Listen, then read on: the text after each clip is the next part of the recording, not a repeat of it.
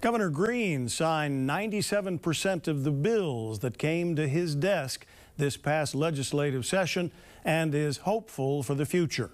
The state budget and an update on Maui's recovery were some topics the governor discussed at a news conference today. Bryce Moore reports. Hawaii's new state budget is over $10 billion of general appropriation funds. Governor Green says it's more than $19 billion when federal and special funds are included. He adds one of the biggest things that passed this last session, tax reform to basically zero out income tax for lower wage earners by 2031. Used to be people from 25% down paid no taxes. Now that will go up to about 40%. Also, it's going to be more taxes on very high earners as a percentage. 70+% of the decrease for this, the tax break is going to working class families.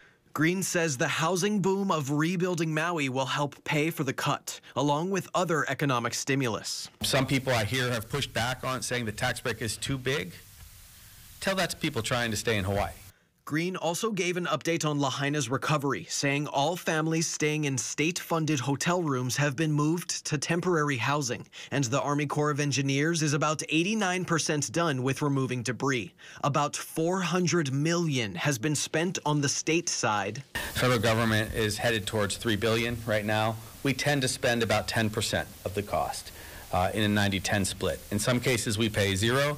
I was able to negotiate about a $250 million reduction in our responsibilities by extending that window where it's 100% paid for by the federal government. There were some questions over a $300 million shortfall with the budget that the governor mentioned earlier this week, but that was before he vetoed certain bills. I was able to veto that single bill that would have earmarked $300 million extra resource to go to the rainy day fund and $135 million which would have gone to an extra payment for the ERS, the retirement system. So basically I flipped a $300 million deficit to a $300 million surplus for the out year. We'll have more information on the state budget, as well as a list of the 7 bills that Governor Green vetoed this session on KHON2.com.